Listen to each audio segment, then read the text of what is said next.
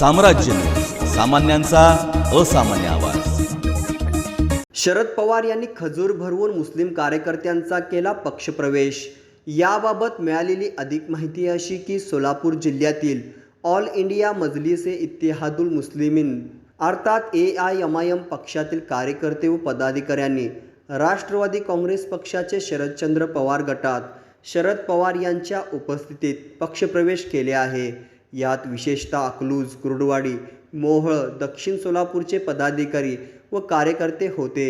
दरम्यान पक्षप्रवेश आधी सोलापूर जिल्ह्यातील मुस्लिम बांधवांसाठी शरद पवार यांच्या वतीने खास इफ्तार पार्टीचे आयोजन करण्यात आले होते।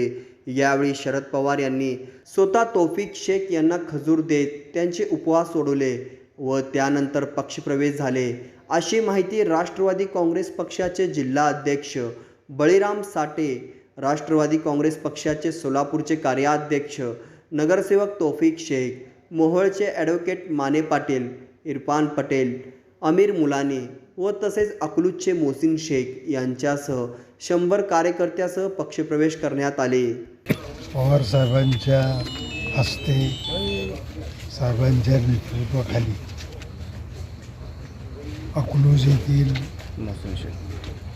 मोहसिन शेख यांच्या नेतृत्वाखाली जवळजवळ 100 कार्यकर्ते या ठिकाणी राष्ट्रवादी काँग्रेस पवार गटामध्ये MIM मधून पक्ष सोडून पवार गटामध्ये त्यांनी आज साहेबांच्या हस्ते